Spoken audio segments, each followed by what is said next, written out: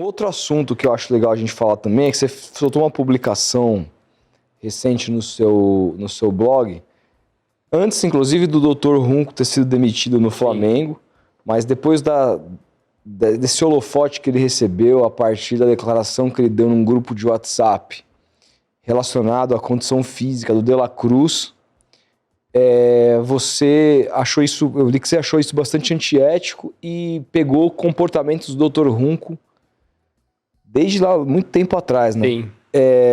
E dizia, inclusive, que ele merecia ser demitido, e o que acabou acontecendo depois. Para quem não leu, a gente pode falar um pouco sobre isso, assim, porque eu não fazia a menor ideia que era recorrente esse tipo de comportamento do doutor. A gente até elogiou ele recentemente na live, né? Por ser um cara que é uma referência esportiva, etc., na medicina e tudo mais. Mas eu não estava ligado desses comportamentos que eu acabei tendo acesso lendo o seu blog.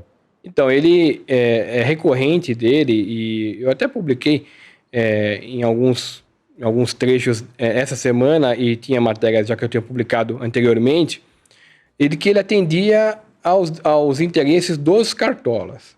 Então, em vez de ele atender aos interesses dos pacientes, que é o que ele deveria fazer, que todo médico deveria fazer, o médico jura cuidar da vida da pessoa, ele, em determinadas ocasiões, ele atendia a pedidos dos cartolas, seja de seleção brasileira, para poder favorecer a cartolagem da seleção brasileira, como também dos clubes. Nesse assunto do De La Cruz, não tem nem o que falar, é uma coisa absurda, né? Você chegar num grupo de 71 pessoas não. E você expor a condição física do seu paciente, porque o De La Cruz é paciente dele. Sim. E um ativo do clube, né? Ativo do clube, quer dizer, ele além de ter prejudicado o clube, ele fez uma coisa extremamente antiética. Extremamente antiética. E há outros episódios também que eu não pude citar, porque a gente não consegue provar, mas a gente escuta. A gente escuta de coisas muito semelhantes com o que aconteceu com o De La Cruz.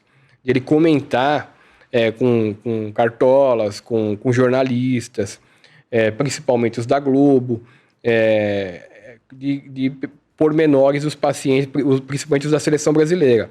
Por isso que muita gente da Globo saía com notícia exclusiva de gente da seleção brasileira machucado. Que era... Ele era a fonte. Ele era a fonte. O médico era a fonte. Você imagina como é triste, né, uma coisa dessa acontecer num profissional que não precisava agir dessa maneira, porque o Dr. Runco é um profissional que tinha um nome no mercado, né? Tinha um nome no mercado e realmente não é interessante, não é legal ele agir dessa maneira. O que não quer dizer que o que ele tenha dito sobre o De La Cruz não seja verdade, né? Agora Sim, fica uma questão no ar, né? Eu acho que deve até ser, é uma pena. Que nem o rapaz, que foi contratado pelo Corinthians, o lateral esquerdo, foi contratado Gileri? Não, o que veio antes. Veio machucado, que me fugiu o nome agora. O colombiano? Cáceres, né? O que é o nome dele? Eu não lembro. Martim Cáceres. Não lembro o nome dele. Bom, eu sei que ele veio machucado. E ninguém fez o exame e mandaram não fazer o exame. Cara, que loucura aí. Dentro do Corinthians? Dentro do Corinthians. Por quê? Eu fico pensando, eu lembro de um Palácios. Palácios. Eu lembro de um caso no meu time, quando o Ricardo Goulart foi contratado do Guangzhou Evergrande. O Ricardo Goulart foi contratado pelo Santos. Cara, nitidamente não tinha a menor condição física. Ele jogou no Palmeiras. Ele jogou no Bahia, foi jogar no Bahia o segundo semestre. O Bahia estava na Série B nesse ano. Sim. O Bahia estava na Série B, ele não conseguiu jogar na Série B e no final daquele mesmo ano ele aposentou. Eu fico perguntando, quem autorizou? Pois é. Cara, isso rola muito. Acontece muito, interesses financeiros, né? Esse Palácios, ele jogou um jogo no Corinthians. Ele não chegou a jogar o metade do primeiro tempo. Ele nunca mais jogou. Ele ainda tá no Corinthians? Tá no Corinthians. Tá? Nunca mais jogou. E ele tem um problema crônico no joelho, de cartilagem. Quer dizer, segundo dizem, é quase insolúvel. Uhum. Então, e o Corinthians pagou uma fortuna. Ele deve ganhar no mínimo 1 milhão por mês. No mínimo, 1 milhão por mês. Sobre. Você sabe o quanto tá... Tem informação de quanto tá a folha do Corinthians hoje, mensal, de salários? A do Corinthians, eu não sei o valor exato, mas ela é bem alta. O valor exato realmente eu não tô lembrado, mas Esse o Palácio ganha R$1 milhão por é muito mês? grande. Tem a maioria dos jogadores que são de nome no Corinthians ganham perto da faixa de 2 milhões. A maioria? É 1,5 milhão, 2 milhões. Os de nome. O Yuri Alberto, se você somar tudo, dá 2 milhões. Garro. Um monte de jogador ganhando bastante. O Garro eu vi que tinha renovado por uns 700 mil, alguma coisa assim. Alguns, ninguém no Corinthians ganha menos do que 700, 800 mil. Todo mundo tá ganhando essa faixa. Caraca, o Félix Torres ganha isso. É um crime. Não joga nada. É um crime. Não joga absolutamente o nada. Kaká ganha isso. Exatamente. Não joga absolutamente nada. Você acredita que o Corinthians vai perder algum jogador nessa janela aí? Desses jogadores que fazem a É diferença bem possível até por interesse do Corinthians. O Corinthians não tem como pagar esses jogadores. O Osmar Stab, ele tá torcendo para os caras querem ir embora. O Memphis, se tivesse um acordo para mandar ele embora, ele ia embora hoje. Eu vi agora aqui no Instagram que o Memphis se reuniu, parece, com a torcida organizada do Corinthians, prometeu que quer até renovar e tudo mais, etc. Não vai sair. Isso aí eu acho difícil. Eu acho difícil porque não depende só dele. Eu acho que o Memphis, se fosse pelo desejo da diretoria do Corinthians, ele estava fora. Ninguém quer ele lá. Essa é a realidade. Ele só tá lá porque a multa é gigantesca. A multa para tirar ele de lá, se não tiver acordo, é 70 milhões. Tem que pagar tudo que ele ia ganhar o resto do contrato. Como você vai mandar um cara? Você tem que torcer para alguém comprar. E como você vai vender um jogador desse? Tem que ligar na Arábia, tem que ligar na China, tem que ligar nesses lugares, nos Estados Unidos, ver se alguém paga. Porque senão não tem como ser. Mas dentro do Corinthians ninguém quer. Ninguém quer. O único que quer é o Fabinho Soldado porque tem interesse. O Euler Vitor, que é empresário de jogador, veio aqui recentemente. Um cara legal pra caramba. 2023, ele soltou um tweet.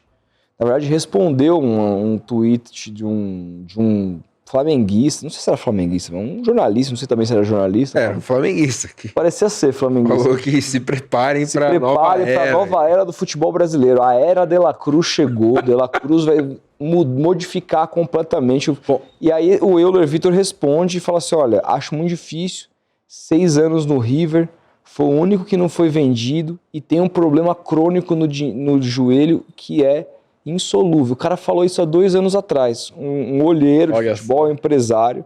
Conhece o mercado. O cara já sabia. Mas o Flamengo não sabia. O departamento do Flamengo médico aprovou o cara 100 milhões de reais. E aí, se o Flamengo profissional, do jeito que a gente imagina que é, né? E que se vende, né? Que se vende nessa pompa. Tudo bem, foi uma gestão anterior. O próprio Runco deixa isso. Mas o Landim, também, né? se vendia. Vendia dessa maneira, profissional. Quem comprou foi o Marcos Braz, não foi? Exatamente. É explicado. O Marcos Braz que não falou a respeito. O Marcos Braz é agente de jogadores. Há muito tempo. Há muito tempo ele mexe com o jogador. E tanto é que ele agora acabou de comprar um time para poder mexer com o jogador. Mas ele há muito tempo. Então, é impossível. Ele foi cogitado, sabia? Antes do Alexandre Matos ir para o Santos, ele foi cogitado para, segundo os setoristas na época do UOL, ele foi cogitado para ser diretor de futebol do Santos. É uma tragédia. Tá no Remo, né? O Marcos Braz, ele, com o conhecimento que ele tem no mercado e com as pessoas que ele conversa, é impossível ele não saber o que acontecia com o De La Cruz. É impossível. Com a rede que ele tem, é impossível. Se ele contratou, é porque tinha outro interesse. Então não importava se estava machucado. É impossível. Não tem a menor possibilidade do Marcos Braz ter contratado o jogador sem saber que ele estava machucado, porque ele tem uma rede muito grande de gente envolvido com... Pô, você mesmo... Ele falou, o rapaz veio aqui, ele estava sabendo, o outro está sabendo, o outro está sabendo. Então, é certeza... Como é que o Marcos Braz não sabia? Mas os caras contrataram o De La Cruz pagando a multa do cara, velho. 100 milhões de reais, cara. Uma puta bala.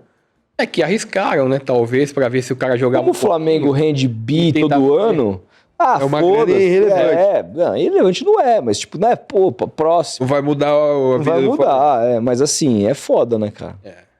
Puta que pariu. O cara não tá nem aí pro clube. O cara não tá nem pensando no clube, nada. Esse Marcos Braz, o Landim, que é um cara enroladíssimo com coisa do mercado financeiro. Então, o Flamengo dá sorte que ele tem a dívida equacionada igual o Palmeiras. O Palmeiras dá muita sorte. Por exemplo, esse treinador, o Abel Ferreira.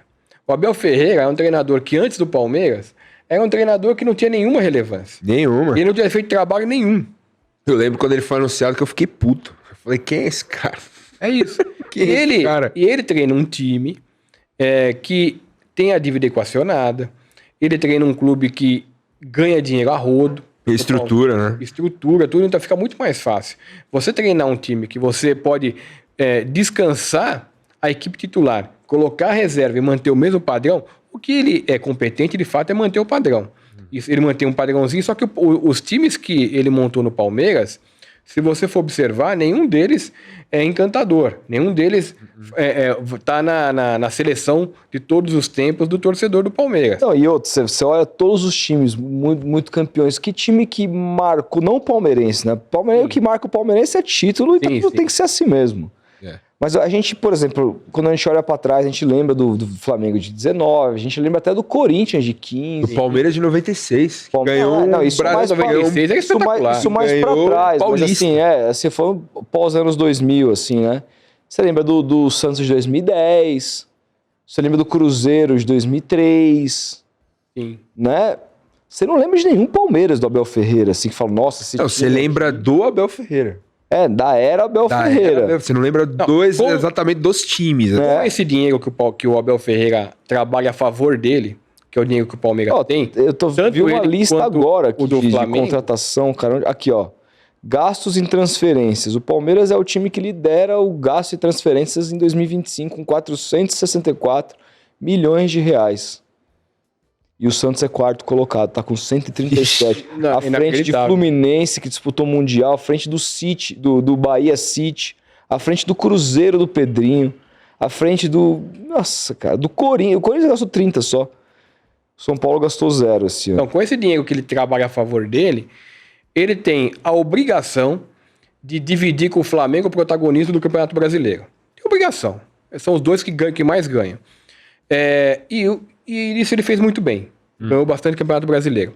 Mas ele tem a obrigação também de se impor na Copa Libertadores. Ele não pode perder Copa Libertadores para time ruim.